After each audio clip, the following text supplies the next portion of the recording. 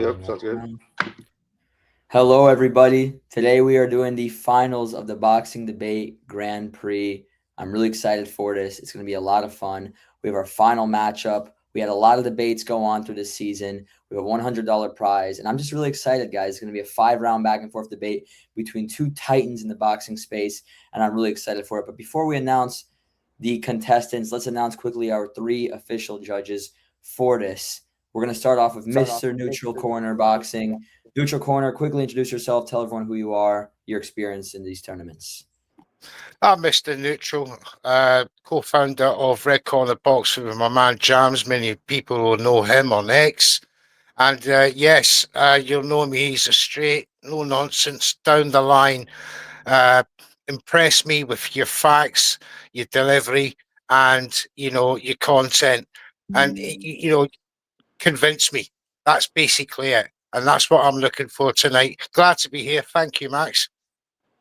Of course, and we're super glad to have you. Thank you for helping out and tuning in. Home of Boxing, our second judge. How are you, my friend? Oh yeah, hello. Yeah, this is HOB Homo Boxing. I took part as a judge in all 3 debates. I'm glad to be here, and thanks to Max for allowing me to be a judge, and also joined with 2 amazing judges, the Spit Bucket and Nutra's Corner. They know their stuff, very knowledgeable guys. But ready to get these debates going, and let's see who wins the WDC title.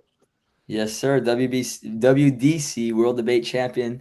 I'm excited for it. Thank you so much for helping out and being a judge. 100% much respect. And JJ Solomon, the Spit Bucket, the best studio in all of boxing right now. Tell everyone a little bit about yourself, your experience of these debates, etc. Great. Thank you for being here as well. Thank you, Max. Really appreciate it. An honor to be here on the panel with the rest of these guys. Guys, if y'all haven't followed or liked and the rest of this panel, judges and competitors, y'all go follow them. All great content, all unbiased boxing, good stuff. But guys, look, this is Championship Sunday. At least stateside, Mr. Neutral. It doesn't mean much to you, but it's two big games on this evening.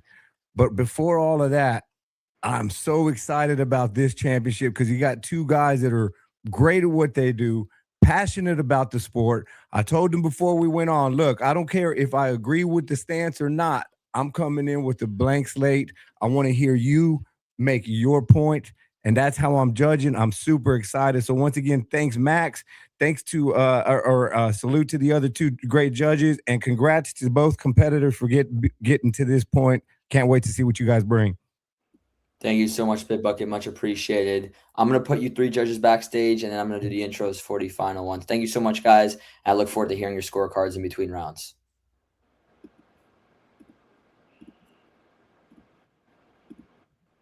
All right, fellas, this is the finals. Before we begin the finals, let's do some quick introductions.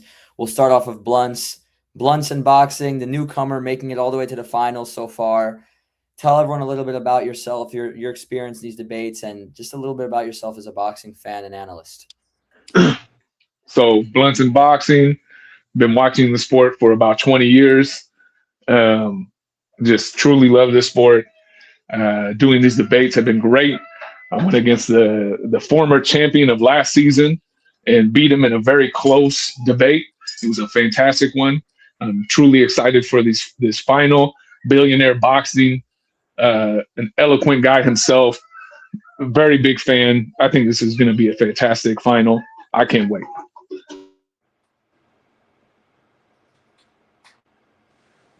Thank you so much, my friend. We're really looking forward to it. It's going to be a great debate, and we're about to begin it. But before we start the final introduction, BBTV, Billionaire Boxing TV, making it once again to the finals. Tell everyone a little bit about yourself, your experience in these debates, and overall yourself as a boxing analyst and fan. Yo, man, we in the finals once again. It's starting to feel like home. But yeah, bro, BBTV, man, this is BBTV. Been a boxing fan for a long time, bro. Blunts in boxing is one of my good guys, man. And I feel like to win the championship this year, who wouldn't I want to beat other than Blunts in boxing? So this is gonna be great. These tournaments are great, and I'm just ready, man. Yes, sir. I cannot wait. So, to the 3 judges, we're about to begin with our first topic. To all the fans, we're about to begin with our first topic. So, we will get it going. We're going to start off. Let me make sure that we get it in order. We have 5 rounds with 1 tiebreaker. And our first topic for this debate is Is Canelo Alvarez an all-time great or just the best in a weak era? Blunts in Boxing, you begin. A minute and a half, give or take, uninterrupted. Is Canelo Alvarez an all-time great or just the best in a weak era? All right, guys. Canelo Alvarez is not an all-time great. In fact, I would say he was one of the best in a wake era. Canelo's kind of in a unique position because when you think of an all-time great, you think of the best in a division or the undoubtable best in an entire generation. And Canelo is not that. In reality, I don't think anybody could ever say Canelo is the best fighter in any division he ever actually fought in. I wouldn't even think he would be top 5. Now, well, his reign at 168 pounds, becoming undisputed, was fantastic. But when you look at what was previously in that deep division, he just does not stack up. The opposition in which he faced does not stack up against the former greats within that division.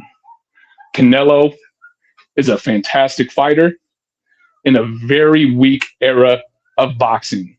He was taking up the mantle for 2 all-time great fighters in Manny Pacquiao and Floyd Mayweather, but he himself, in my opinion, never reached the top and subsequently proved himself to be an all-time great.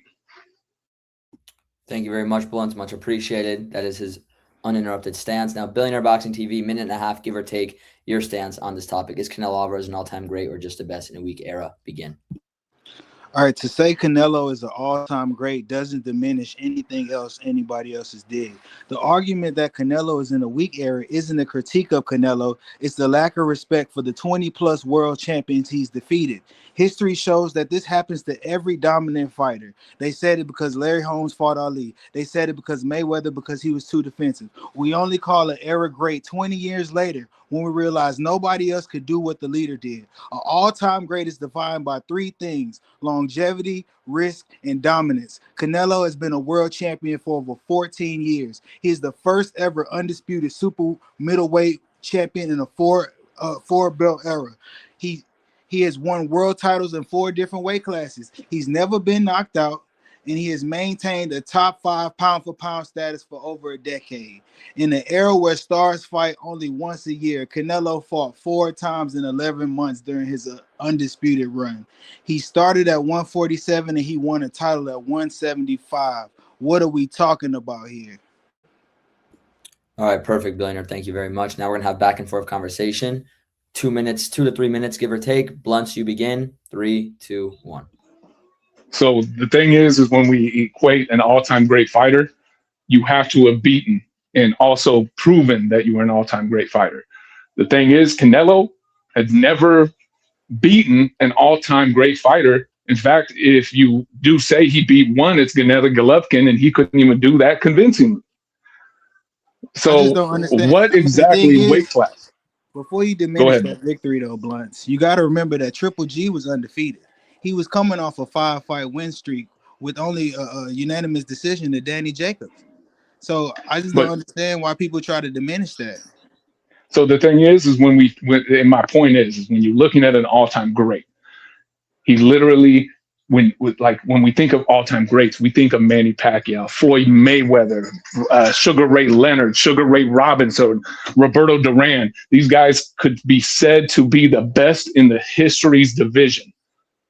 I said that a little bit wrong, but Canelo was never able to prove himself to be that in any of the divisions. You just said yourself, Triple G, right? Isn't he going to the Hall of Fame? Now, Triple G is, and that's one of the unique situations, though, in the 2 fights that he fought him in. He never convincingly beat him, and in fact, oftentimes the word was robbery. But the question is he an all-time great? He did beat him, though, right? Not once. Yes, he may have beaten him. Not twice, but twice. But the thing, yes, he did beat him twice. I do give you that. But the thing is subsequently what's interesting about him as a fighter, you would never place him as the best or even in the top I 10 mean, he beat more within champions any of the than Marvin divisions he Hagler. fought in. Even though he's undisputed at 168, it was a very weak era of He beat more 168 champions than pounds. Marvin Hagler. Yes, but across how many divisions? And then when actually looking at those fighters, did he beat prime or even great fighters? So that's the thing. When we look at those 20 champions, all of them, when you The thing contextualize is, those but wins, it makes you really consider, is we he can that sit great? down and we can try to break down each and every one of his wins, but does that not take away from the guys being champions, right? They were champions, right? They were, but then, like, again, contextualize. Miguel Cotto, probably his best win at middleweight, ironically, was fighting at 155-pound catchweights. So bringing fighters that were middleweights down. And that's his best win, which was very close. But Is Miguel Cotto a great or even an all-time great middleweight? The thing No. is, Bloods, outside of these hardcore conversations, people are contextualizing Miguel Cotto's resume that way. They are saying he's one of the best of his era. It's not going to matter 20 years later who they're going to look at his resume and see that Amir Khan was a champion at such and such was a champion at one point, and they're going to say Canelo was the best of his era. I think in all reality, this is where it's unique. I don't think we ever can put down a fighter as an all-time great. Because remember, all-time great is something that sometimes gets overused. When you think of an all-time great, we think of the names that I just used: Sugar Ray Robinson, Henry Armstrong, Sugar Ray Leonard, right, but Mayweather. Canelo does not position himself in that area because he never was undoubtedly the absolute best in an era. And that's what's unique about him. When he was, is the face it of was boxing, very, Bloods. very short-lived. I have to disagree with you. They was just calling him the face of boxing, Bloods. We can't do that. Being the face of boxing doesn't make you the absolute best in the division. What does it make you? In the history either. That's what's unique about it. But we're not talking about the best in the division, Blunts. We're talking about the best in the era. And that's the thing. He wasn't the best of that of this, and that's what's interesting about his case. He has been proven not to be the best of his era. He was never able to solidify himself as the best in even a division. And the one division he was 168 pounds, which was unfortunately very, very weak. You got to tell us how, Blunts, because Crawford is elite, but he didn't come until he was 36. Canelo became undisputed at 68 and won 4 and by 31. But that's the difference, though, is it not? Is Crawford proved himself without a doubt the best in every division he ever fought in. The absolute best. Beat the best in Ricky Burns and did so convincingly at 135. 140 becomes an undisputed champion and beats everybody in that weight class. So you didn't. But would we consider him an all-time great at 140? No. But you look over at what he did to 147. Undoubtedly, one of the greatest ever. Blunts, Crawford is going to go down as an all-time great, the same as Canelo, and that's my argument. We good for and in my argument, yeah, that's good. No, that's good, brother. All right, perfect. All right, so all three judges, send me your scorecards for round number 1 over XDM. Much appreciated. Round 1 has officially come to a close. Round number 2, Billionaire will have you begin this topic. The topic is boxing too dependent on promoters instead of rankings? So Billionaire Boxing TV, is boxing too dependent on promoters instead of rankings? A minute and a half, give or take, begin. All right, so the central thesis is that promoters act as gatekeepers to the platforms that generate revenue. Without promoters backing, a high ranking is a paper title that offers no financial security or a path to a championship. The 4 major sanctioning bodies are private, for-profit entities. They earn a percentage of the sanctioning fee for every title. The incentive is they want the most profitable fighters to hold their belts. The result is pliable rankings. Sanctioning bodies leapfrog highly ranked, dangerous, but unmarketable fighters in favor of star fighters who bring in massive live gates and pay-per-views. Look at the WBA's ranking of Jake Paul at number 14 in the cruiserweight division. Paul had no wins over world-ranked boxers. His massive draw prompted a major sanctioning body to grant him a ranking. Promoters use step aside money to bypass rankings and set up more lucrative fights all the time. If rankings were true land of law, money wouldn't be able to bypass a mandatory. Mandatory challenges are like speed limits, blunts, and boxing. They only apply to people who can afford the ticket. And that's my argument. Much appreciated. Now, round number 2 for blunts. Is boxing too dependent on promoters instead of rankings? Your stance, minute and a half, give or take. Begin. So in this situation, I would say no. That boxing has not become too dependent on promoters instead of the rankings. And the reason being is we've seen fighters get the much needed and due title shots that they were given. And while, yes, we have seen promoters be able to slowly position their fighters into a title shot, but it's deserved. It's a unique case when we look at promoters in the rankings. And the thing is, when you look at it, it hasn't changed much. We constantly get the fights that we actually truly deserve. Now, if the fighter positions himself to get a number one mandatory shot, if that fighter decides to take step aside money, that is upon the fighter, not the promoter and not the sanctioning body. We are in a sport where you try to make as much money as possible with taking the least amount of damage. And so in this case, when you look at how boxing, we hear that the promoters are taking advantage and positioning certain fighters above others. We have no evidence, true evidence of that, because William Skull should have never been able to take a belt from Canelo Alvarez if it wasn't for the fact that the rankings and promoting bodies work. All right, perfect. Thank you so much for that, blunts. Now back and forth conversation, couple minutes. Billionaire, you begin. 3, 2, 1, go. All right, so I guess I'm here trying to get you to understand, Blunts, that I'm not saying that rankings don't matter. I'm saying that boxers depend on their promoters in the sense that if rankings did hold such weight, why wasn't Canelo stripped when David Benavidez was waiting at 168 for nearly 3 years, Blunts? That's because David Benavidez himself never actually made the moves to get in position for that. That's what's so unique. We live in a sport of boxing, specifically here in the United States, where you have the Muhammad Ali Act that actually works in your favor, where you can actually sue sanctioning bodies, like famously Dillian Whyte did. Dillian Whyte ended up suing the sanctioning body, even though his promoter constantly was working to get him a title shot against Deontay Wilder. So that's the unique thing, is that it's all up to the fighter. The promoters are there to position fighters into that place of getting a title shot. But if the fighter themselves do not subsequently make it wise of a demand, then it's not going to happen. So who do the rankings actually matter to? If everything is up to the fighter, why aren't the sanctioning bodies upholding their rankings that you're saying is more important than the promotion? That's what's unique to the situation, is it's up to also the promotion to push for their fighters to have the placement in which they should have. We have famously seen it, Rolly Romero get input into correct placements in the divisions he was in.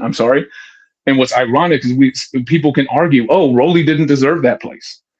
But in reality, we aren't looking at what the division was. And Rolly Romero or William Skull or Dillian Whyte or so on and so forth are guys who position themselves into that number one ranking and undoubtedly put themselves in position for a title shot. All right, so if that's the case, then Blunts, how come we missed out on a lot of fights because of the side of the street conversations? How come during the height of boxing, PBC? Because the fighters themselves and their management teams never pushed their promoter or the sanctioning body to truly make that fight. That's what I'm starting to realize as a longtime boxing fan. Right. that So these guys say in front of a camera, this is the fight they want, but they're doing nothing pertaining to litigation to actually make it happen. Because right, so why? litigation. They'd rather take step aside money because of maybe their willingness or want to rather take a big paycheck and fight somebody who's not going to possibly be. Right, which that leads more into my point. Blunt's rankings aren't really moving boxing. It's the promotion. It's who got the money right now. Whoever can make it happen, they can make it happen, and that's how it's going right now, brother. So that's the thing, though. I mean, the rankings are what actually keep the sport together in the aspect where when we see people climb and be put into the right area, we actually, as fans, can argue and see how promotional companies or whatever end up pushing the wrong narratives, push towards the wrong fights. And it's just, that's the thing. It's kind of a unique thing where fighters, I feel like we're seeing more often than not, actually are the ones who are keeping these fights from happening, not the promoters, not the sanctioning bodies. All right, so my last thing is, how did Jake Paul become ranked at number 14? If rankings matter so much, who did he beat? Just how bad cruiserweight really is. That's how we got there. Okay, Because that's the thing. When you look at Rolly Romero at 140 pounds, when he got there, he was positioned into a number one spot to fight for a title. But how bad was 140 pounds when he got that title shot? There was little to nobody. It was a barren wasteland. So it's just, we got to look at it like that sometimes as fans. Just really look at it and be like, determine, like, is it really that these guys are being positioned unfairly? Or is it just that division isn't that good? We truly would never know that unless he actually fought who was there at the time to actually gauge that, though, Blunt. So we'll just have to say that the rankings are a little fixed towards promotional favoritism in a sense. Rolly just came in and started getting title shots, just like Ryan coming off of suspension, getting title shots. And morale, that wouldn't be the right thing to do. But since he generates money, it's the right thing to do in today's age of boxing, brother. Any final points? Well, I see some of what you say, but we constantly see how that kind of is different, because there are dudes who don't make money, who aren't worth big money, who are positioning themselves into title shots, like Murtazaliev coming up next week, like Raymond Muratalia. These guys aren't big names. Are they not? But they did the right thing, were brought up the rankings the correct way. The promoters ended up pushing them the right way. And then boom, you get a fight, and look at that. All right, fellas, I guess that comes to a close of round number 2. All 3 judges send me your scorecards for round number 2 on X message. Much appreciated, guys. We're going to go into round number 3. This topic is a little interesting sounding, so I'll quickly explain it. The topic is, was Deontay Wilder exposed, or did he just meet a bad stylistic matchup? And specifically, what we're more referencing is, when it comes to Deontay Wilder's skill level and his all-time great status, specifically when it came to the downfall of his career after fighting Tyson Fury, was it due to the fact that he was never as good as we thought he was, or was Tyson Fury just stylistically the man to dethrone Deontay Wilder and send him down this downward spiral? So, was Deontay Wilder exposed, or did he just meet a bad stylistic matchup? Blunts, your stance, and you get to begin. Minute and a half, give or take. Go ahead. So, in my opinion, when you look at Deontay Wilder and his story, it is a story of somebody who was in a nice way exposed. Unfortunately, we saw somebody with a lack of fundamentals. The man started professionally at a very old age compared to his contemporaries, and started professional in his 20s, like mid-20s. Now, the thing is what we ended up seeing was exactly what we always hear from boxing pundits, that late starters have issues growing and evolving. And that's exactly what we saw with Deontay Wilder. He never evolved. His fundamentals never evolved. And in fact, we could argue that they actually diminished with what skills he did have. And that's what exactly you would call an exposed fighter. His skills were exposed. He fell in love with that power, that devastating all-time great power. And unfortunately, it just later on in his career got proven to be not enough at the elite level against elite contemporaries. Much appreciated. Thank you for that. Billionaire Boxing TV, your stance, a minute and a half, give or take. 3, 2, 1, begin. All right, so exposed implies that a fighter is a fraud, and I feel like you can't be a fraud with a 91% KO ratio. Wilder's power alone is a stylistic trait itself. It forces opponents to fight a perfect fight. One mistake and fans are exposed to a KO. I'm gonna have to argue that Wilder's losses came to the literal worst possible architects for his style. Fury is 6'9" with an 85-inch reach. Wilder's entire games rely on being a tall man who controls range to get his big shot off. Fury took that away. And you just simply can't expose somebody being a 270-pound freak of nature who can move like a middleweight. Parker used Fury's blueprint, kinda. He moved laterally, never standing still long enough for Wilder to set his feet. This isn't exposing Wilder. This is a specific tactical method that normal heavyweights can't use because they don't have the cardio or discipline to do this for 12 rounds. All right. Zhang is a massive southpaw with Olympic level fundamentals. Left hand power hitters are always nightmares for 1-2 fighters like Deontay Wilder. Like I said, in every sport, we got a specialist, and they always look bad the night they tools get neutralized. And that's simply what happened to Deontay Wilder. Thank you for that. Now back and forth conversation. Blunts, you begin. 3, 2, 1. So the thing is we can't say that it was a stylistic thing, because Wilder has always had issues with his fundamentals. And the thing is as age comes, he should have evolved as a fighter, but we never saw Wilder evolve.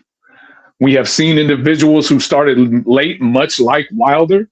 Anthony Joshua famously, I believe, started at the exact same age as Deontay Wilder, but his fighting style evolved, his technique evolved, his fundamentals evolved. See, while Wilder fell in love with that power. Deontay Wilder's style was he only had to be right for 1 second. He didn't have to have. And it's the same thing with Joshua.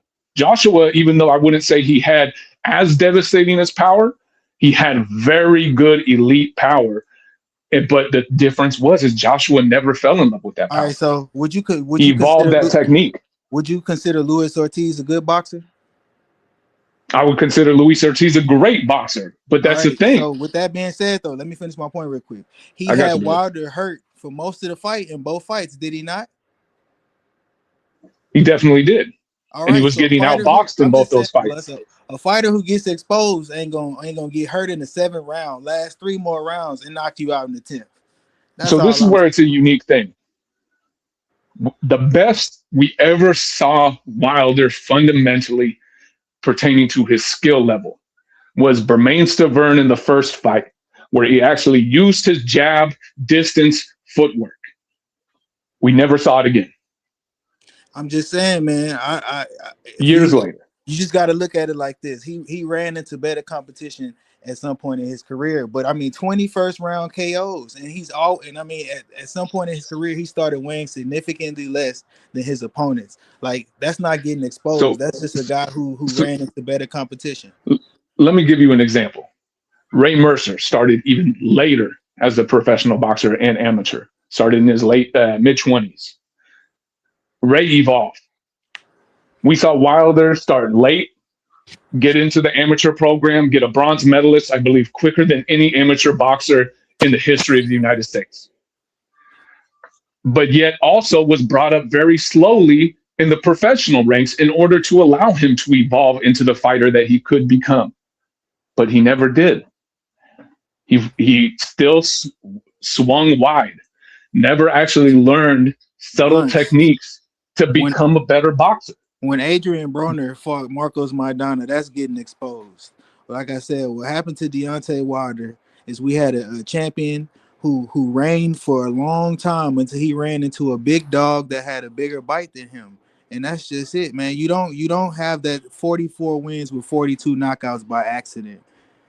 No, you definitely don't have it by accident. You have it by a perfect system of having a fighter grow and how putting them in the perfect fights.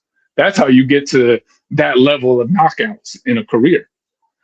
But you know that With always all don't due work. respect, I think without a doubt, Wilder has one of the most inspiring stories in boxing history, in recent boxing history.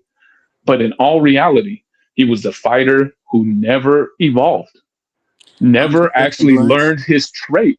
for a guy I to mean, take on boxing at 20 years old, earn a bronze medal, and making as far as he did, it's not by coincidence. no, it's definitely not by coincidence. And I don't think there's an argument against that. But we can definitely say that he was exposed because, again, he never evolved. He was the same fighter that won the WBC title against Bermain Stavern that he ended up losing against Zhang. That was the same fighter, technically, because he never evolved. He As a evolved and he peaked. high-level championship boxer, He you should evolved. evolve from the He, time you're amateur he to a evolved and he champion. peaked, Blunts. That's all that happens. He evolved and he peaked. He ran into bigger, better competition, and he didn't know what to do with him. But Deontay had a great career, and he was a great champion, nonetheless. In all reality, that's the one thing. You said better competition. But that's a better competition in one of the weakest eras in heavyweight boxing history. I'm starting to realize it's always going to be a weak era to a nostalgia-stricken fan. That was well said. I give you that. But it is just a reality of the situation. We have seen other fighters who started late, evolved, grew, technically became better boxers. Wilder never did. And that is the definition of being exposed.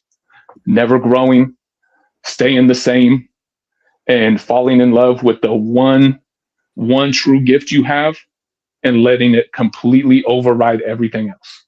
Hey, man, while I die on this hill, that right hand was the highlight of his career, and he just met his match. Any final points, fellas? Or is that all? No, I think that's good. All right, perfect. So, judges, send me your scorecards for round number 3. Much appreciated, guys.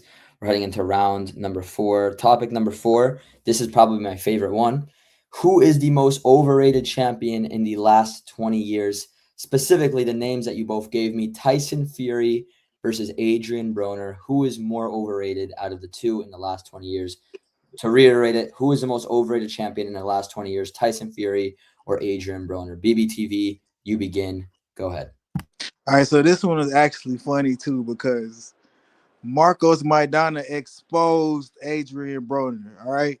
Broner was meticulously marketed as the heir to Floyd Mayweather. He had the money persona, the shoulder roll, and he had a way with words for sure. But in reality, he was just a flash. He lacked discipline and he lacked fundamental. Just a crazy person. Most of Broner's dominance occurred in the super featherweight division, where he was significantly larger than his opponents. Every time AB faced an elite prime fighter in their natural weight class, he lost. He is 1-4-1 in career-defining fights. At least Tyson Fury beat Vladimir Klitschko and ended his 10-year reign, and he was undefeated.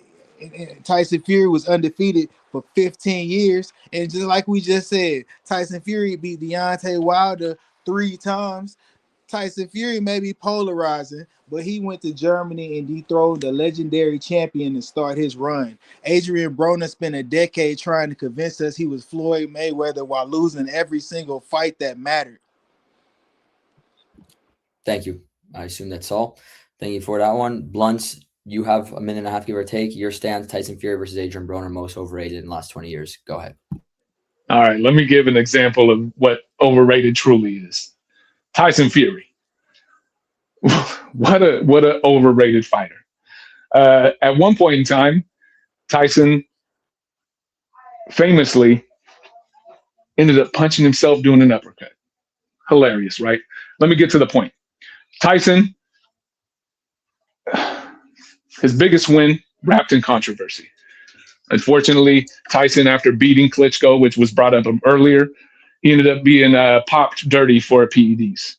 Ended up taking a significant amount of time off of the ring, coming back to fight 2 low-level contenders, and then to beat Deontay Wilder, or not beat Deontay Wilder, go to a draw with Deontay Wilder, one of what is considered to be one of the most least skilled heavyweights champions in the history of boxing.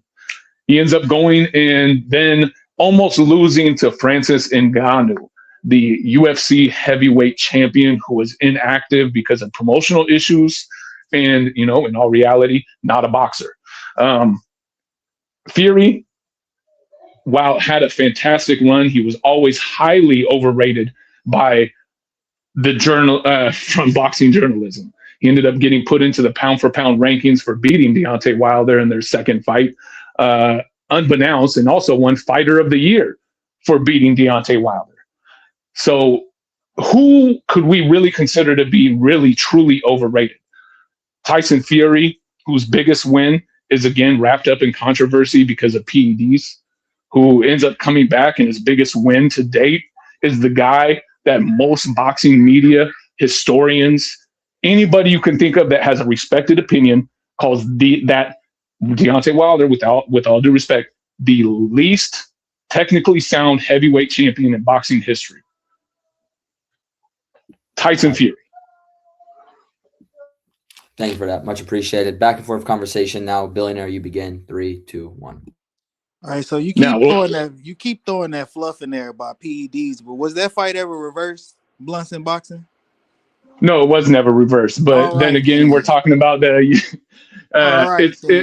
So what's unique about that situation is, again, we bring that fight up. It's also being recorded as one of the least amount of punches thrown in heavyweight championship history. It's also being widely regarded to anybody who saw that fight as one of the most boring heavyweight title fights in history. Adrian Broner won a vacant title for his first belt. Okay. What does that mean? Nothing necessarily, because in all reality, and he won a vacant title for his four. He a paper division champion of four. Like that's what it is. Like he won a lot of. You know what? And paper titles, that is something. But so did Canelo Alvarez, who was earlier being brought up as an all-time great. Talking about Canelo. So that's what's so unique. One thing about Adrian Broner is he actually was able to perform an act that we rarely see in the sport. That's jumping up 2 weight classes and beating a champion for their belt. He did that against Paulie Malignaggi. And that was Paulie, who was still very much so a threat to the welterweight division. So much so that actually Floyd didn't want that fight because Paulie, because of his hand speed, his output was just too much. Because he was still significantly bigger than Paulie, was he not? No, not necessarily. Because consider this. Again, you're talking about Adrian Broner, who started at 130 pounds and then moved up to 135, beating a very solid fighter in Antonio DeMarco, who had beaten in such devastating fashion Linares before. He took Paulie girl, so Paulie wasn't really in that fight because he was really distracted. You got to remember that part too. I give you that. That is quite a distraction. But if you really look at Tyson, and let me explain overrated. Somebody who is being put in a position that he is undeserving of. Tyson never deserved Fighter of the Year next to Teofimo Lopez by beating Deontay Wilder. Shouldn't have happened. But being given a top pound for pound position. Look, he's by beating a man who's 40 to 60 pounds lighter than you. He still, and not just that, who is you got to remember, people gave Deontay Wilder a fair chance, Blunts. So that's what's unique, my brother. Is when you watch how the people spoke about Deontay, how ESPN, how Ring all spoke about Deontay Wilder as being the least skilled heavyweight champion in history. That all of a sudden he beats him and then is given a position in the top pound for pound rankings. You understand how that could be considered overrated? But see, that's the thing, though, Blunts. At least Tyson Fury has one of those kind of fights. Adrian Broner never met that moment in his career. When he did, he got his ass whooped every time. See, that's what's unique, though. He never really truly did. It's overvalued because of the people who hate Adrian. But in all of his fights, if you really look at it, the Pacquiao fight, the Sean Porter fight, even you bring up the Maidana fight, Those were close fights. So would you agree to me at the time that Deontay Wilder fought Tyson Fury, he was the man in the heavyweight division? No, that was Anthony Joshua. We always forget that Tyson Fury kept taking time out of the ring because of issues outside the ring, but yet kept getting preferential treatment. Deontay Wilder was Anthony Joshua was the man over Deontay? Oh, without a doubt. Yes. Anthony Joshua was always considered to be the better of the two solely because of, again, fundamentals. But everybody saw what Joshua had pertaining to being a power puncher, but also having great technique. Nah, they were so both. He was always put above. They were both on the same lines, but I have to say that Deontay Wilder was arguably the bigger fighter at the time. That's just one of the fights that we never got to see. I just don't believe so.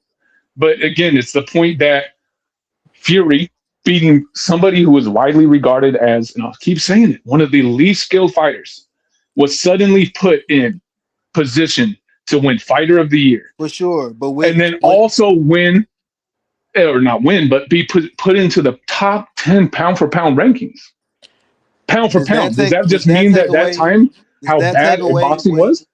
Does that take away what he was able to accomplish for 10 years, Blunt? Him being least skilled. 10 years. In those 10 years, he only fought 6 times. That doesn't matter. You know what I'm saying? He took so much time off because of mental health issues, drug issues, PED issues. When he did come back, his most defining win was Deontay Wilder. Outside of that, it was past it, Dillian White, who had been subsequently knocked out several times before. Right, and Adrian Broner Adrian Broner couldn't even be his Dillian White. But that's my point.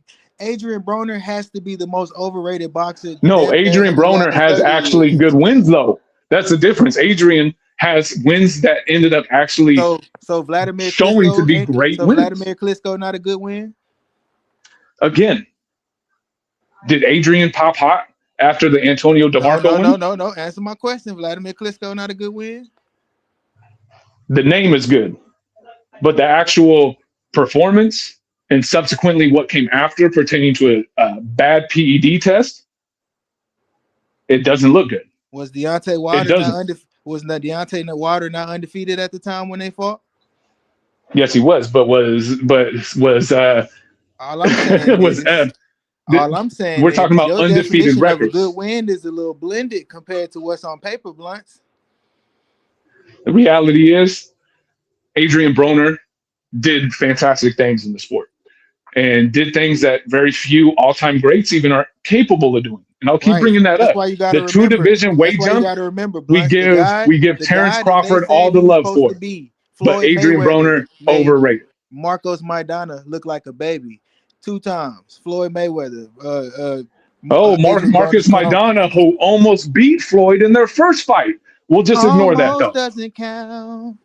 It definitely does. It definitely does. No, because he still wears that tooth around his neck. No, Blunt, I could have almost died this morning, but I'm alive. They don't count, brother. Oh, it definitely does. and that's the thing. Again, Tyson Fury, most overrated fighter we've had the last 20 years because he was put down as one of the greatest heavyweights of all time with Muhammad Ali. Yeah, people were saying that. People were putting him over Teofimo Lopez by beating Deontay Wilder. Do we know who Teofimo beat for that Fighter of the Year? Lomachenko. Yeah, Blunt. He was put in the pound-for-pound rankings by outweighing every opponent he's ever faced. We know you know. Put in the pound-for-pound rankings. We know you know your stuff, bro. We know it, but you are not proving your case any further that Adrian Broner was not the greatest overrated fighter of the last 20 years. But that's the thing, again. Adrian Broner never was given a Fighter of the Year by beating Paulie Malignaggi. He was never given a top 10 pound-for-pound ranking by beating Antonio DeMarco. You know how he got in that pound-for-pound ranking? By jumping 2 weight classes to beat Paulie at welterweight. That was pound-for-pound worthy for Adrian Broner and everybody who was watching him at that point.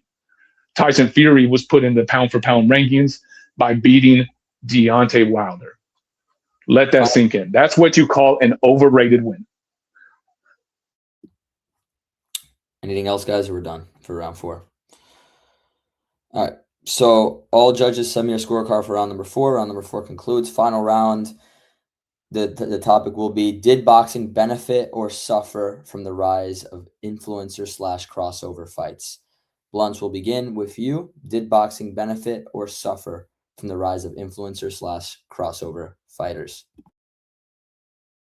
So if you look at it, in my opinion, it's completely dirtied the waters and has done more bad than good. Just this last weekend, there was a influencer show with the headline of Adam 22. I don't know this guy's real name, versus the dude. I'm not even going to get into the storylines. Boxing never had this before. It has completely dirtied the water, made our sport look completely disgusting, and at point has actually devalued the sport of boxing. Has not grown it, because the kids who watch influencer boxing have not moved over to watching professional boxing. It has dirtied our sport. Now, to a degree, the one positive that anybody could ever say was Jake Paul having a significant amount of people watch him beat Mike Tyson and subsequently say, this is fake. There's more negative things that have come along with influencer boxing than positives. Again, the people watching influencer boxing are not watching the sport of professional boxing. Great points and great round from Blunts. Next to Billionaire Boxing TV. Minute and a half, 2 minutes, give or take. Your stance. Are influencer fighters/fights helping or hurting the sport of boxing? You begin. All right, so this is always a topic of purists who make these claims but can't ever show any evidence to where it's actually hurting the sports outside of fields. So for decades, boxing has been described as a dying sport. Influencer and crossover boxing haven't ruined the sport by any means. They just changed the way people looked at it. And it brought a shit ton of money. Tyson and Paul broke the Texas Gate record and drew 108 million live viewers on Netflix. On that same card, 2 of the greatest female boxers in history earned their biggest paydays. Influencer boxing has provided the revenue to pay the real fighters, and it has ensured a future for boxing, an audience for boxing's future. They may show up for Jake Paul, but eventually they get exposed to real boxing. All right, they may see 2 rappers fighting in the beginning, but they get exposed to real boxing at some point. They leave knowing what a jab is, what a southpaw is, and a few of them might even look further in it to look into more professional boxing. I think that it brings eyes to the sport, and it generates a ton of revenue that we need to keep pushing the sport forward. It's a money game. If it was actually hurting the sport, people wouldn't be spending their money to see it. Thank you for that. Great points as well. We're going to do our back and forth conversation and close out a couple minutes. Back and forth. Blunts, you begin. 3, 2, 1. So that's my point earlier, was what kids are watching Adam 22 get knocked out are coming over to watch the sport of boxing, the actual sport of boxing, the real professional sport of boxing. None of them. They're watching it for the drama. They're not watching it for the sport or what it is. But tell me this, how is Adam 22 fighting hurting the sport of boxing? It's hurting it because it's making a mockery of the sport. That's exactly what it is. It's making a mockery of our sport. You don't think people can tell the difference between the two? What I'm going to ask you a quick one too. My thing is, the biggest crossover fight in boxing was Mike Tyson versus Jake Paul. The consensus leaving the end of that fight was, this is fake.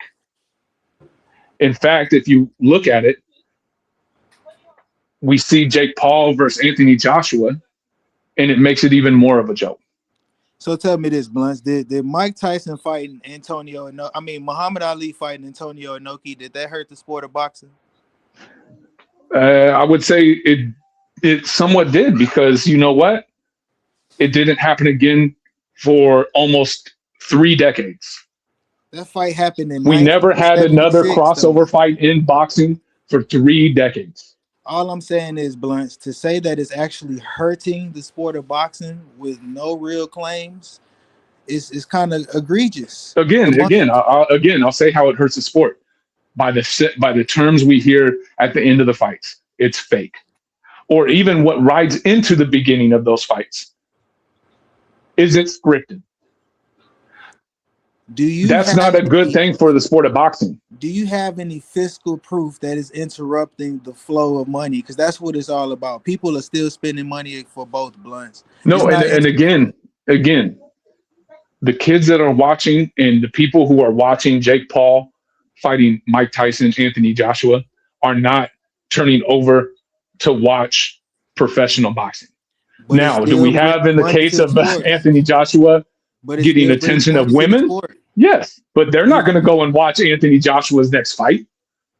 You never know, Blunts. You can't make that claim on your own. See, when Misfits brought their first event to the Zone, 90% of the people that subscribed for that event, because it did 2.1 million viewers, they weren't even the Zone subscribers. That's a win for boxing right there. So again, though, that's what's so unique about the case. You brought that up. Is DAZN not struggling still? If all that money that was being pulled in from Misfits Boxing was actually doing so well, would DAZN still be struggling? It seemed like everybody's struggling except Ring Magazine, all the top ranked. Yeah, that's oil money. But that's the thing. So crossover fights, I think when you really look at it, if we're talking crossover fights in the aspect of influencer boxing, it does worse for the sport. When it comes to crossover boxing and we're talking about mixed martial arts, fighting boxers, so generating it's even shown that doesn't do anything. Saying generated money? You saying generated money is a bad thing? I'm generating money with it later being described as a fallacy. Then yes, I will say that it's not good. It's good for the monetary value of the individuals involved with that fight, but not the fans and not the growth of the sport. If influencer boxing is killing the sport, why are professional world champions and prospects trying to get on the cards, Blunts? No, nobody is trying to get on. I shouldn't say that. Okay, let me properly say this. The reason, and you know what? That's a promotional company run by an influencer. But if you listen to what he says, this is a boxing promotion. This is professional boxing promotion. He is not. It's one of those situations where if we really look at it, the growth of fighters, if we look at Amanda Serrano 2 that took place on Jake Paul versus Mike Tyson. It had one of the highest views in women's boxing history. I'm just saying, Blunt. And then it drops in the third, and that athletes wouldn't have to go to YouTube to get it. So this is a great example, though. We have Amanda Serrano and Katie Taylor, who literally got so many eyes on them, and you had a vast proportion of fans saying, "Oh, this is one of the greatest women fights I've ever seen," even though they probably never watched women fight in their life. Did that actually translate to the third fight? No, it actually didn't. You jumped all the way to the third fight. What about the second fight? That's what I meant. The second fight, which took place on what? The Jake Paul, Mike Tyson card, where it was the most viewed women's fight in boxing history. Right. And then the third fight happens. It did nothing to actually. What I'm trying to say is that fight, even though it was viewed by so many people on a Jake Paul, Mike Tyson card, it didn't translate to the general public. Well, they didn't come back to see the third fight. I just gotta fact check you on that, because you did say the third fight first. In the second fight, it was the most viewed fight in women's history. Man, you got to get your facts together. The second fight is the most viewed fight in women's boxing fight in the history of women's boxing. Right. The third fight dropped so dramatically. I believe it made about a third, or even maybe a fifth of what the second fight did. So my point is, though, is where are the people who are watching Mike Tyson versus Jake Paul? Where were those Ryan fans? Garcia and Barrios? They watching Ryan Garcia on kick, punch, Gorlock in her gut. That's where they Yeah, but are, those, man. That's where but those are boxing two is now, boxers. Blunts. That's Those are where two boxing is. boxers.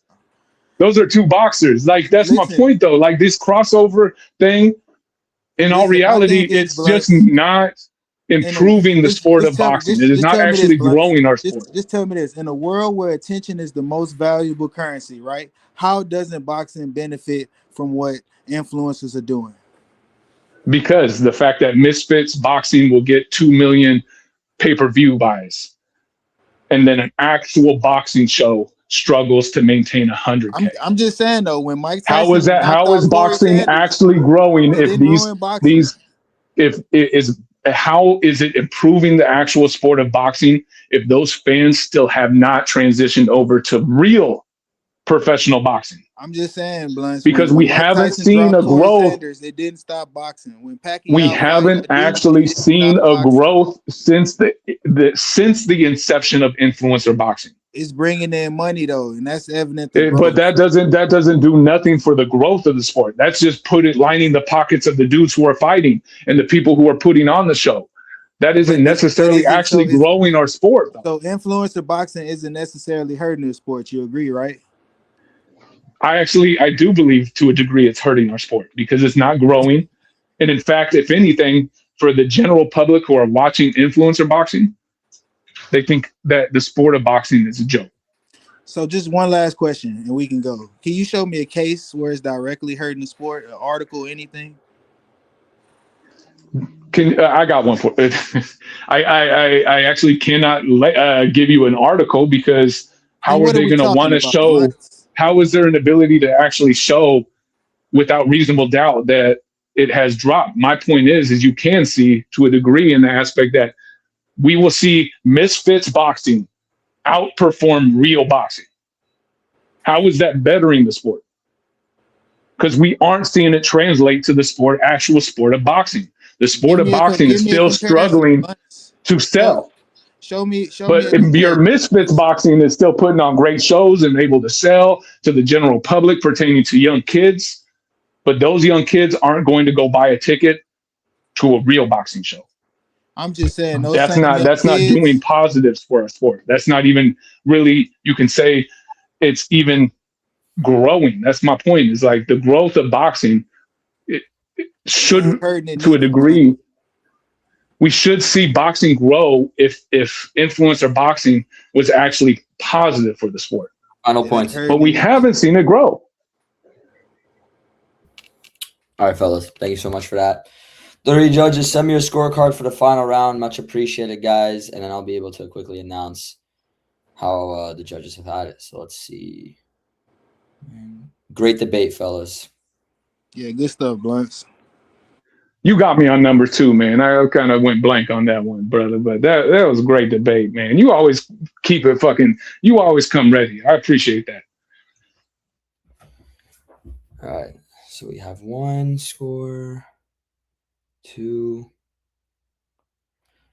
Wow, what a great debate. I'm going to announce the final outcome. We have a winner, and then I'm going to have you guys talk before the judges just so you guys can go home. You know what I mean? So we go to the score totals. Neutral corner scores about 48-48 even. Spit Bucket Podcast scores about 47-46. And Home of Boxing scores about 49-46 for our winner by majority decision and the new WDC champion, Billionaire Boxing TV. BBTV gets the job done by majority decision. Great debate, guys. Lots of fun. 1 point difference is what made the difference for this being a victory or a draw going to tiebreaker. Great stuff, guys. BBTV gets the victory in a very competitive, very good debate. I thought it was razor close, and I'm really happy. So before we have the judges explain their scorecards, because I know I'm going to do it a little different and have the guys talk first. Billionaire Boxing TV, you get the job done this time. You win by majority decision, and you win your first tournament. How are you feeling, brother? Talk to us. I ain't gonna lie, man. This is the most nervous I've ever been in my life, bro. Like, Blunts, bro, you had me against the fence, bro. Since we picked our topics, bro, I've been I've been sitting here trying to figure out how to get ahead of you, how to get around you. I just really wanted to show Blunts my bag in the debate because I feel like he's super duper knowledgeable. So I just really wanted to show him my debating skills, bro. But a great debate nonetheless.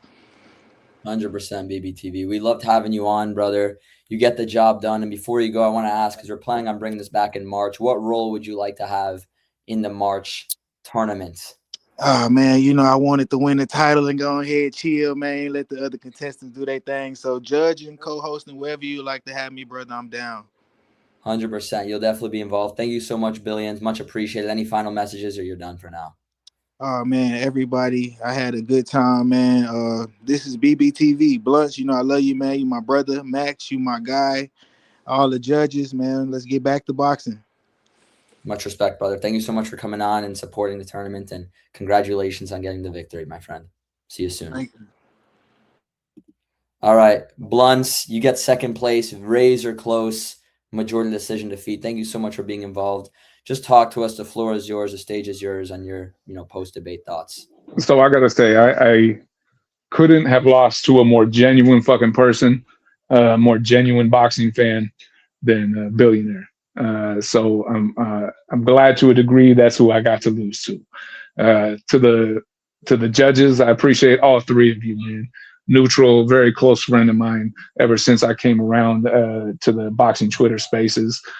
Spit Bucket, man, every interaction I've ever had with you is just legitimately awesome. You are a gem in our community. I appreciate you. Home of boxing, man. This is brand new dealing with you. So I just want to say welcome, and I hope to continue to see you around. Max, dude, brother, I got to say, you are, I'm trying to think of the right way to say this, but Max, man, you are a very awesome individual. I've appreciated this opportunity, and you will forever have my support. And I mean that, forever. Thank you so much, my friend. We all really appreciate your words, and, truly, vice versa as well. You'll always have my support as well, and you're always welcome in these tournaments. And, if you ever need anything, always feel free to reach out. And I really appreciate you being involved. You did a tremendous job, and much respect to you as well, my friend. Thank you so much, brother. And if there's any other final thoughts you want to say before you wrap up to all the fans, all the people watching, let us know as well. Man, the weekly wrap up every Monday. Please come check it out. We just open forum talking about the sport of boxing, what predictions, results. Everybody can grab a mic. I'm always happy to just talk the sport of boxing. Appreciate you guys. Much appreciated, my friend. Thank you so much for coming on, and we'll speak very soon. Thank you so much, brother. All right, to the three judges, let's quickly get a little analysis from each of you and your thoughts. You guys waited an hour, so I appreciate your patience. I appreciate you guys being involved, and I think all three of you did a great job. Personally, I had it 48-47 for Billionaire. I had it a 1 point difference. It was a very close debate. Could have gone either way. I think round 2 and round 5 were not round 2, I'm sorry. I think it was round 3. I forgot which round. The round 5 was a swing round, and there was one other. It might have been round 2 as well. Very close debate overall, though. A lot of fun. We'll start off with Mr. Neutral. You had it a draw, 48-48. Just tell us your post-match recap and why you scored it the way you did. Aye, first and foremost, it's always difficult for a UK guy to, judge debates on American topics. So it's very difficult. I know both guys, love them both, absolutely superb knowledge. What a debate. They both brought the fire. It was incredible. Round 1, Billionaire was on fire. He brought some great facts to his first round and easily outpointed Blunts in that first round. He had great delivery, but his definition issues about all-time great or just in the era were a bit rocky for me. Round 2 was a bit of what I call a swing round because it was a close round. The WBA and the WBC are more political when it comes to promoters. The IBF and the WBO, no, they're straight down the line, getting the mandatories ordered, all the rest of it. So rankings do matter in that aspect. They don't hold the sway over everything, the promoters. However, it's worked for 100 years. and it's developed, where the big promoters always umbrella all the small promoters at the same time. But the thing is, WBC, where Billionaires thing fell apart in the second round was the Canelo example. Promoters get you there, but sanctioning bodies do political things, especially with homegrown Mexican boxers. And I'm sorry to say that, when the WBC comes to Mexican boxers, they are absolutely biased. And if Benavidez has only pressed that button, then that fight would have happened. So that's not down to the promoters, that's down to the sanctioning bodies. So I'll give that round to Blunts. Round 3 was Deontay Wilder exposed or not? No, absolutely not. Golden Glove amateur, bronze medalist, Olympic, 5-year champion, Hall of Fame, future, Hall of Famer, edged out Olympic champion Chakiev, who went on to become Olympic champion. And he's got that pedigree, Wilder. So I don't agree with Blunts on that one. Round 4, I give it a draw. Neither were overrated. Broner, 319 amateur career, 4-weight world champion. How can you be overrated? Tyson Fury, he's amateur honours, 2 times lineal, unified champion. He's beat all that was presented to him at the time. Only the great Alexander Usyk has dealt with him. Is that exposed? No, I don't think so. Draw that round. And round 5, I do not agree that with Billionaire, that crossover boxing. Using Jake Paul as an example is a microcosm, because there's no other Jake Pauls. If you just talk about crossover boxing, as a whole, you get these fighters who go on the Misfits and they start calling out real boxers. No, I get it, what it is. Back in decades ago, there was only 2 branches of combat, and that was wrestling and boxing. Now there's about 14 branches of combat, and the pool of fans that have grown up through the decades have split. And what looks good to a younger generation at Misfits with the hardcore doesn't wash. So I believe that they will. Boxing does suffer for that. Jake Paul, he's cleverly using his own influencer plus his MVB pro promotions to, do a double thing at the same time. You won't see another Jake Paul ever again after he's finished. So, I give that a round to Blunts, and that's how I had 48-48. But what a debate. Very difficult to judge. Absolutely fantastic. I wouldn't like to be the next guy that comes up against these 2 gentlemen, because you're going to have your work cut out.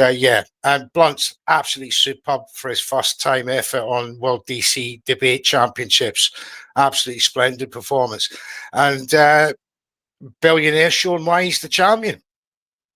There we go, man. Thank you so much for that analysis. Really appreciate having you. You've been a tremendous help, and you've done a great job breaking down your points. And we're really excited to have you more involved, hopefully some point in March, maybe judging, maybe competing some form. But it was great to have you once again, my friend. Thank you so much. My pleasure. Thank you for having me. Of course. Have a great rest of your day, my friend. All right, JJ Solomon, the spit bucket, the man himself. You had this fight very close. You had 2 10-8 rounds, which, I'll be objective, is interesting because no one else had any of the rounds 10-8, but you had 2. Break those 2 10-8 rounds and your scorecard of 47-46 for Billionaire Boxing TV. For sure, man. I'll do it. Yeah, this was first off, again, thanks for having me on, Max. I really appreciate it. But salute to both guys. I knew this one was going to be close. Round 1, I'll breeze through it. I had this one 10-9 for Billionaire. And I'll for the sake of time, Blunts kept focusing on absolute best of his era, and that's not what we're necessarily talking. All-time great doesn't necessarily mean there's one every 10 years. Otherwise we would only have 8 all-time greats on any of our conversations. He kept focusing on absolute best. Look, I'm not the biggest Canelo fan, but I think Ace did enough. Ace at Billionaire did enough to make his point there. Round 2, dog, Blunts, I feel like he fell asleep. That was my 10-8 round for for Billionaire. And contrary to what Neutral said, because I agree with what Neutral is saying, but I'm talking about this debate. Blunt was almost wasting a lot of time. Billionaire came out swinging. He brought up Jake Paul and step aside money, and it seemed like Blunt never did anything. Like, how did Jake Paul become ranked? And all of a sudden he fights a heavyweight champ, and then all of a sudden he's unranked on the cruiserweight list. So he never really truly addressed what Billionaire was talking. Billionaire did a brilliant job of opening with Jake Paul and closing with Jake Paul because he knew that was essentially promoters working. I agree with Neutral what he was saying. I just don't think that Blunt's did a good job proving it. Honestly, I don't think Blunt's woke up yet. But then round three happened. And it was the Wilder exposed round. And dude, it's almost as if Ace would. I gave this round 10-8 for Blunt. Let me read my notes real quick. When Billionaire closed it out with it didn't happen by accident, and Blunt's countered with, "You're exactly right. It was a perfect system." And then Billionaire started blaming Fury's size. Then he started blaming Parker's skills, and then started blaming Zhang's skills. It proved Blunt's point that Wilder got to a point where there was zero evolution. Blunt did a hell of a job of explaining other guys' evolution in the sport and how Wilder didn't evolve after his accolades in the Olympics.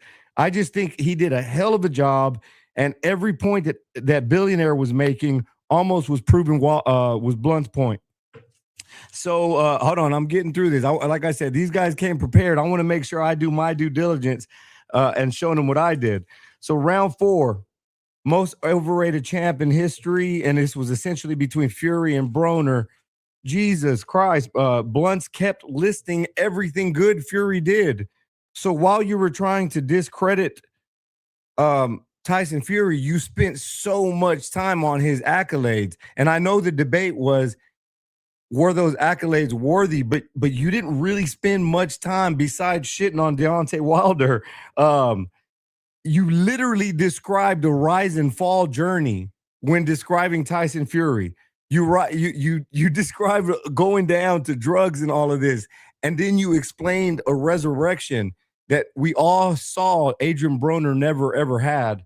So I think you literally gave that round to him. I did give it 10-9 though, and then the last round, round 5, I gave this one to Blunt because at the end of the day, Ace, Billionaire, my bad, that's my boy Ace. So, but I got to call him by his TV name, BBTV, Billionaire. I was giving this to Blunt early, but when Billionaire came and hit him with the, damn it, hold on. I had it here. Has it hurt the sport? Fiscally, has it hurt? Both guys couldn't really prove the point. Like, yeah, maybe it makes a little bit of money, but is it growing the sport? Blunt did a hell of a job of growing it. So it came to the point where, okay, if there's no real proof that it's hurting it, both guys acknowledged in this round how important opinions were. Ace literally said, or Billionaire literally said, it's about opinions. And we cannot look, all of us boxing fans cannot honestly say that when we leave a Jake Paul fight, we ask, is it fake? Is this fight going to be fake? Everybody was wondering, is the Anthony Joshua fight going to be fake? And that opinion to me hurts the sport more than any dollar amount could possibly grow it. So that I gave that to Blunt. But by that point, it was too little, too late. 47-46, a lot of heavy hitting. We saw 2 knockdowns. Hell of a fight, man. But had to give it to the champ, Billionaire Boxing. Congratulations, bro. Salute. Hell of a debate. You guys came ready. That was amazing, man. Great analysis. Great debate. So much fun doing these. And I'll be honest, Spit Bucket, we may need you to possibly make a return one of these days, man. I'm ready, bro. I'm ready. And listen, I may have overlooked Billionaire because look, I'm not too afraid to admit it. I got beat by Billionaire Boxing in my first By ever this debate. much. By Yeah. this, I mean, tiebreaker. I think it was like 39-38 Billionaire, 39-38 JJ, and then 39-38. Like it was that close. And Heck we never got yeah, to see bro. we never got to see the entire toolbox of JJ Solomon. But listen, we're probably not going to have Billionaire in the next tournament. He's going to take it off. We're probably not going to have how boxing works in the next tournament. He's probably going to take it off. So we're going to need some new blood back in the mix. We're going to have a great March tournament, and I'd love to have you involved. I see a man in the comments that I would love to chit chat with. I see Mr. Remy himself right there that I would love to have a chit chat with. He'll bring the heat. There's a lot of big names out there, man. A lot of guys to debate. So I'm really excited for the March one. I'm going to promote it more. But thank you so much, JJ. It was much appreciated. We got to collaborate as well soon. Maybe something for Tiafimo Shakur or one of these events. But much appreciated, my friend. Let's talk very soon. And I really appreciate having you judging. Appreciate you guys. Y'all enjoy y'all's week and stay safe out there, brother. And the last judge, home of boxing, my good friend. You had the fight 49-46 for Billionaire. Can you break down why you scored it the way you did in your post-match assessment? Oh, hello. Yeah, I'll try to be quick since we just had two amazing comments from those two judges. Oh, but yeah, from round one, I give it a 10-9, Billionaire Boxing. I felt like he was giving out good facts. He was explaining how Canelo has never been knocked down or knocked out. And Canelo fought 4 times in a year for Undisputed. And he explained how he started from 147 to 175. And I felt like Bloods and Boxing wasn't really able to get his point out. He wasn't really sure how to rebuttal back. And that round, I gave the Billionaire Boxing. And then round 2, I had it 10-9 Blunts and Boxing. I felt like he was giving out good points. He was stating that fighters choose if they want to step aside winning. And that is true. That is up to the fighter. It's not really up to the promoter or the rankings. That comes down to the fighter. So that one, I gave that round to Blunts and Boxing. And then round 3, this was another good one. I gave it a Billionaire Boxing, though, 10-9. He had good facts. He was explaining how Wilder only began to lose when he started to fight competitions that were bad stylistic for him. And he had 44 wins and 42 KOs. I would say that's a pretty good stat. We don't see any boxers nowadays with those stats. So he was really giving out good facts and explaining how Wilder only lost to tough competition. So I gave that round Billionaire Boxing. And then the next round, I gave that also to Billionaire Boxing. Who's a more overstated, Tyson Fury or Adrian Broner. They were both giving out good points. I just felt that Blunts and Boxing got a bit stuck explaining, or how Spitbucket was saying, talking more about Wilder. He wasn't really talking too much about Adrian Broner. While Blunts and Boxing was really giving out his points on Tyson Fury. He was able to explain the type of fights he's been in, and that he was able to beat 2 top heavyweight in his division, while Adrian Broner wasn't able to really beat any top contenders. So I gave that round Billionaire Boxing. And then the final round, I also gave that to Billionaire Boxing. I felt like he had a good point. Many are benefit. It brings more money to the sport, so I see that. I feel like that's a benefit. Don't see it being a reason it's suffering. That doesn't suffer boxing. And we also seen recently, I think Chisora might be fighting Wilder on a Misfits card. So I felt like Billionaire Boxing had the better point, giving out that it doesn't help. It does help. It doesn't ruin boxing. If anything, it brings more eyes. He also explained how the women's fight had the most had the most views, and that broke records, and that was due to Jake Paul helping with the influencer side. So that's where I gave him that round. And yeah, that was pretty much how I gave them rounds too. And Billionaire Boxing really did a great job. Thank you so much, my friend. Great assessment, great analysis, and I really appreciate you being involved, competing, and judging. Much appreciated, my friend, and definitely we're going to talk soon. Thank you so much, brother. Yeah, no, thank you. Appreciate you, Max. Thanks for allowing me to be a judge and be with the 2 amazing hosts, or 2 amazing judges as well, the Spit Bucket and Nutra Corner. And any other future debates or events, would definitely be down to be a part of. Appreciate you guys, and congrats to the new WDC champion. Yes, sir. Thank you so much, my friend. Much appreciated. We'll talk very soon. Have a good one, brother. Yep, you as well. All right, guys, comes to a close. Second round of the Boxing Debate Grand Prix, the World Debate Championship. We have a new winner this season. Last season, How Boxing Works was our first winner, defeating Billionaire in the finals. And this time, Billionaire makes it back to the finals and gets the victory against Blunts and Boxing. It was a great debate. It was a great tournament. I had so much fun being involved. I'm truly passionate about these. I think these are so fun to see the matchups, to see the clashes, to see the judges and their scorecards. It's a bunch of fun. And guys, I'm going to let you guys know right now, no sugarcoating. We're taking February off and we're going to be back in March. We're going to begin this in March and it's going to be our spring season, season number 3. So make sure to tune in March for the next round of these tournaments. Thank you so much to everyone that tuned in. Thank you to everyone that competed and thank you to everyone that judged and was involved. God bless, and I'll talk to you guys soon. Bye-bye.